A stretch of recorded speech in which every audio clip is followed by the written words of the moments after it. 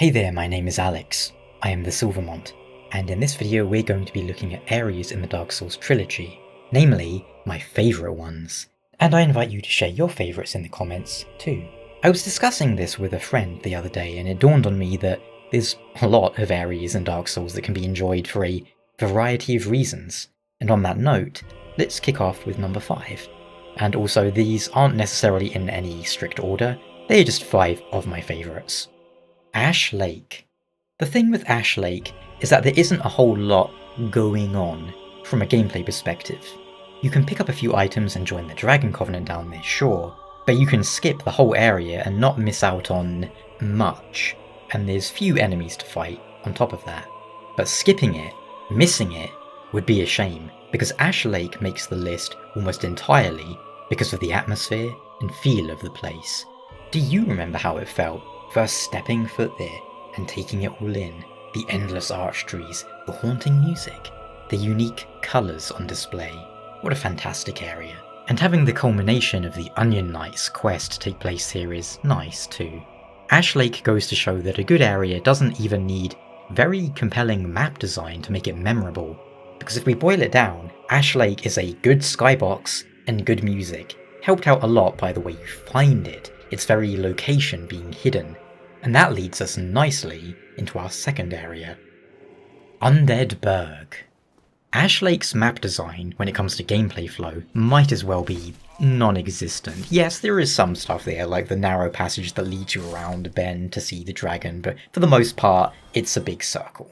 The Undeadburg is the opposite, and this area seems to be a very common choice when I asked you guys about your favourite areas. And I get it. Undeadburg is where Dark Souls 1 first really shines. Winding passages, overlapping verticality, shortcuts. It's almost like a template for what Dark Souls area design should be. You see a little bit of that in the Asylum. The Asylum's very linear in that sense, whereas the Undeadburg leads to a few other areas. You don't need to go there straight away either. It's more open-ended. And it's the first area in Dark Souls, assuming you go there first, where you don't really know what are you doing, where are you going. You have the vaguest sense of, oh, you need to find a bell, but for the most part you don't know anything. And it almost feels overwhelming without ever becoming overwhelming. And there's that sense of satisfaction as you realise, oh, this path leads back around here, this one leads over there, and you map it out in your mind, and it's a very satisfying feeling that Dark Souls and Demon Souls and Elden Ring and Bloodborne and so on have all nailed for the most part. It's almost like a template for what Dark Souls area design should be. If I remember correctly, the Painted World was the first area designed and made for Dark Souls, and the Undead Asylum, fittingly as the tutorial, was the last. Now I could be misremembering, but Undeadburg, either way, is a fantastic area to use as a case study on map design for these sorts of games. For example, the lines of sight. You can see the walls of Anolondo, you can see Sen's Fortress, the Darkroot Basin, and so on. It's a pretty tiny area, but due to it being relatively central and having tight corners and layers, it feels larger, helped with the surrounding and inaccessible parts of the burg, which adds to the illusion. It also helps set the tone too. Derelict, medieval fantasy burg where danger could be lurking around any corner, and usually is.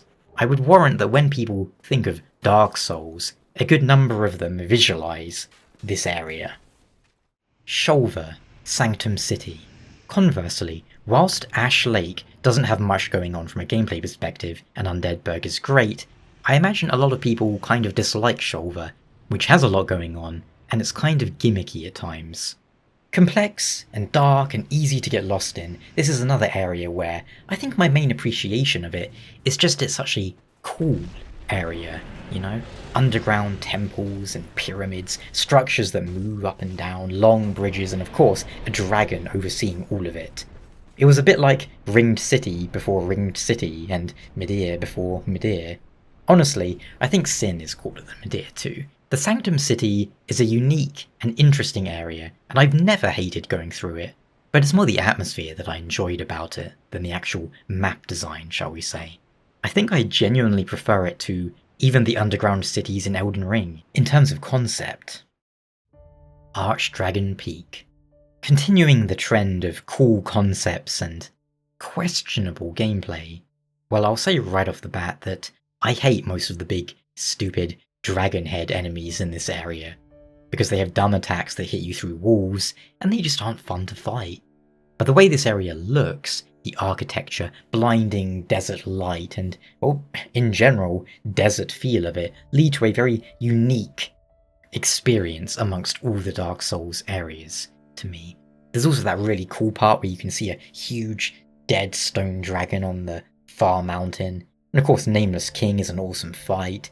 The Ancient Wyvern boss fight is interesting as a gimmick, and we don't often find ourselves in areas bathed in sunshine in Dark Souls, which makes them stand out all the more to me. And on that note, you can probably guess what the last area is, can't you? Anolondo, the golden sunlight city of the gods. Reaching Anolondo for the first time is very special. Everything is so sterile, pristine and maintained, but look just beyond the facade and you'll see cracks that hint at the true nature of this abandoned city. If we remove all of the background, Anolondo looks a lot less impressive, which once again shows the importance of a skybox and non-accessible areas when selling the illusion, no pun intended. Twilight Anolondo is fun in its own way, but the sunlight version is just so very special. Gameplay-wise, this area is great, full of secrets, including secret areas and secret bosses. The architecture and furnishings are so unlike the rest of the game too. Inside the Great Cathedral almost feels like a different game or world compared to down in the Burg. There's the infamous archers, but in general the enemies are great too. Anolondo has it all, which I believe makes it a fitting area to end this video on. But what about you? What are some of your favourite areas in Dark Souls? Whether it's exploring them, the enemies they're in, or just the way the levels make you feel. And I know it's not from Dark Souls, but honourable mention of course to the Tower of Latria, because that was the OG atmosphere stage in a Souls game. And also tell me your least favourite areas, because, well, now that we've covered the best ones, it only makes sense that we cover the worst.